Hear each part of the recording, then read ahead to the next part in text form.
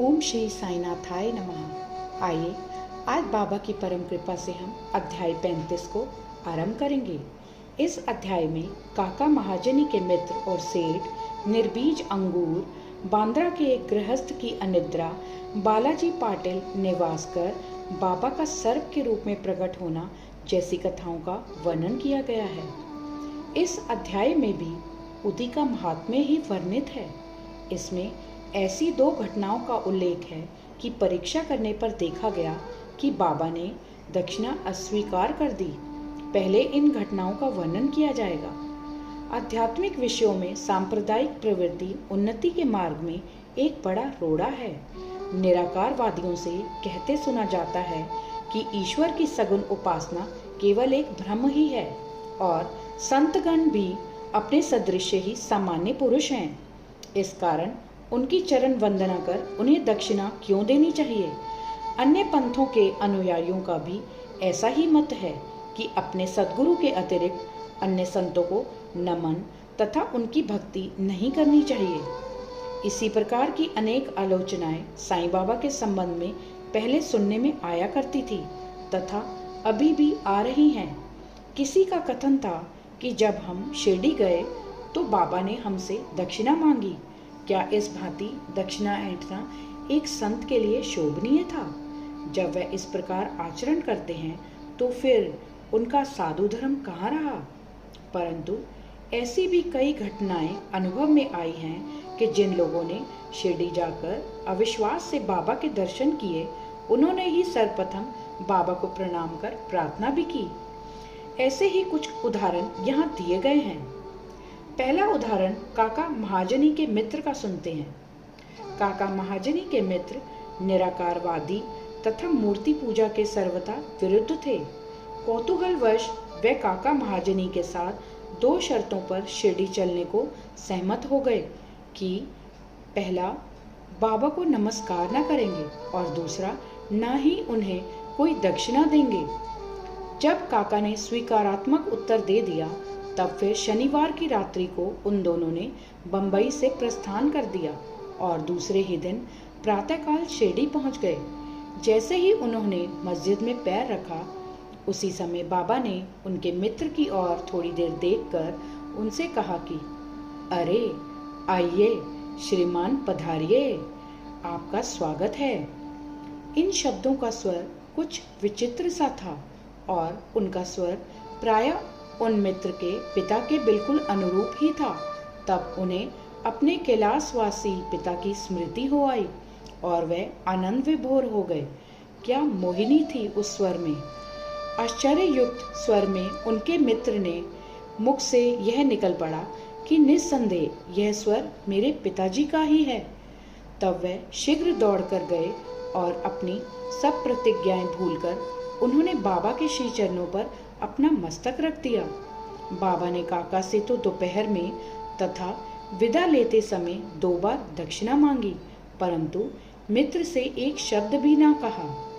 उनके मित्र ने फुसफुसाते हुए कहा कि भाई देखो, बाबा ने तुमसे तो 2 बार दक्षिणा मांगी, परंतु मैं भी तो तुम्हारे साथ ही हूँ, फिर वह मेरी इस प्रकार उपेक्षा क्यों करते हैं?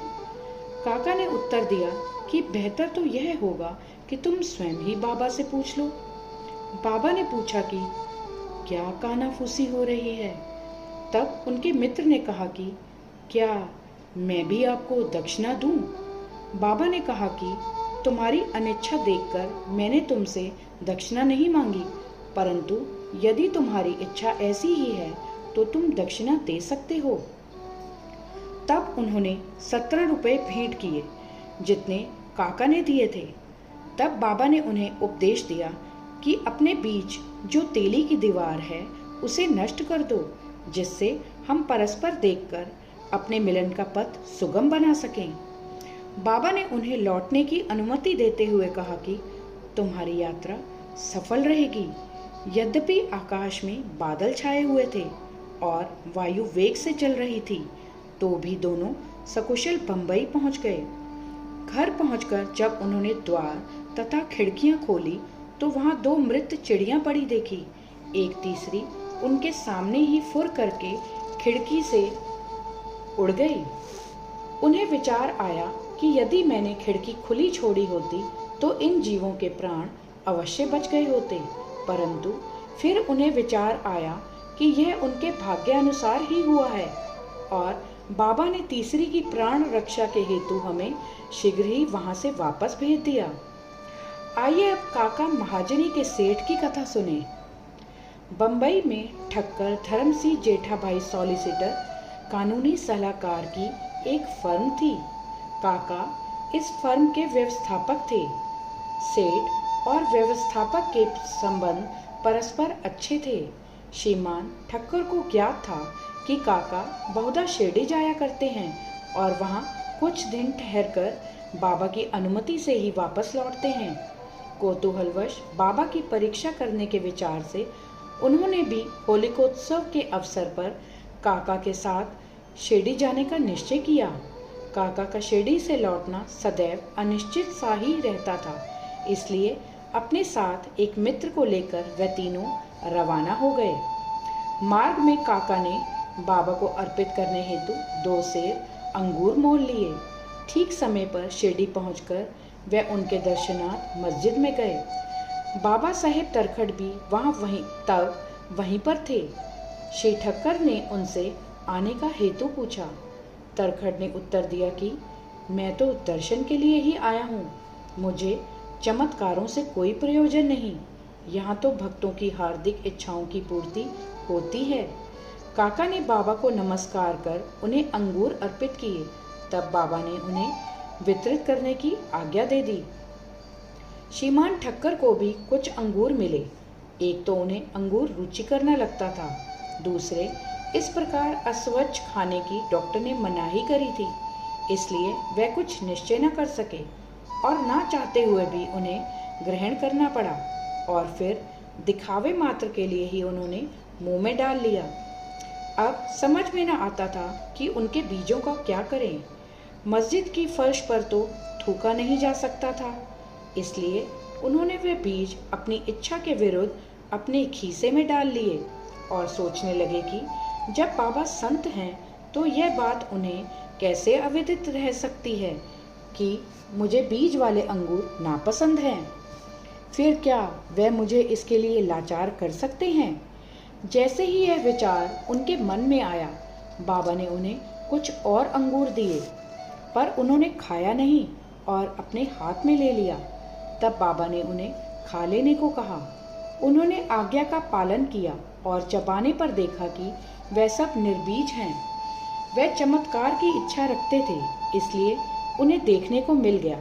उन्होंने सोचा कि बाबा समस्त विचारों को तुरंत जान लेते हैं और मेरी इच्छानुसार ही उन्होंने उन्हें बीज रहित बना दिया है। क्या अद्भुत शक्ति है उनमें। फिर शंका निवारणार्थ उन्होंने तरखड़ से, जो समीप ही बैठे हुए थे और जिन्हें भी थोड़े अंगूर मिले थे, पूछा कि किस किस्म के अंगूर तुम्हें मिले हैं।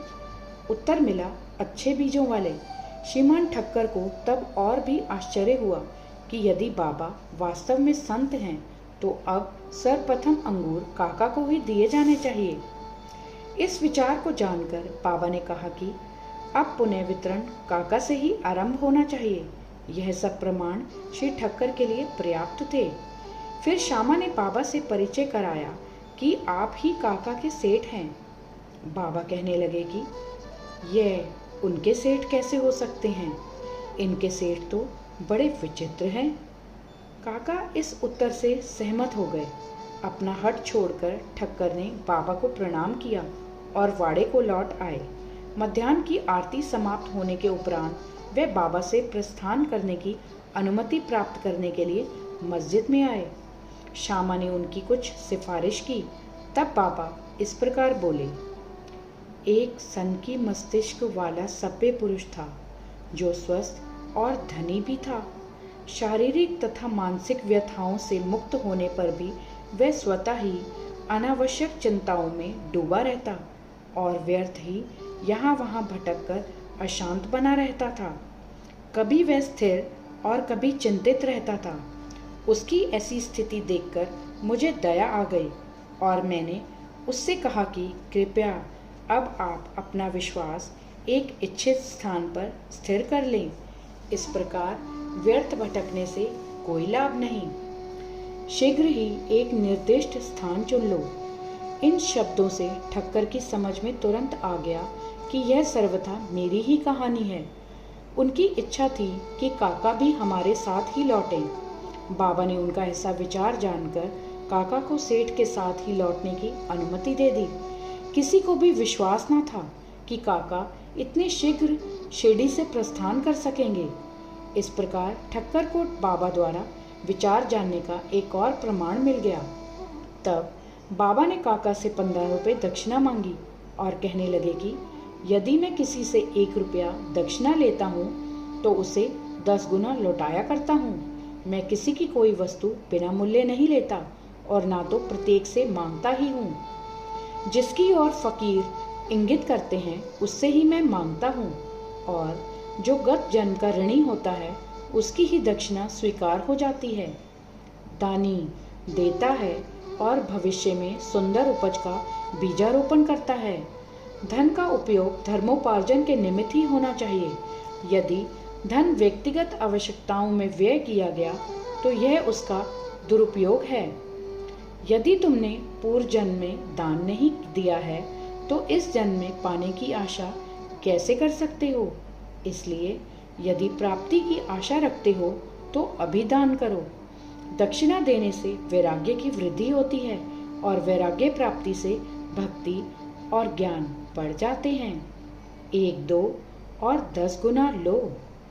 इन शब्दों को सुनकर श्री ठक्कर ने भी अपना संकल्प भूलकर बाबा को 15 रुपये भेंट किए। उन्होंने सोचा कि अच्छा ही हुआ जो मैं शिरडी आ गया। यहाँ मेरी सब शंकाएं नष्ट हो गई और मुझे बहुत कुछ शिक्षा प्राप्त हो गई। ऐसे विषयों में बाबा की कुशलता बड़ी अद्वितीय थी। यद्यपि वे सब कुछ करते थे, फिर भी वे इन सब से अलिप्त रहते थे।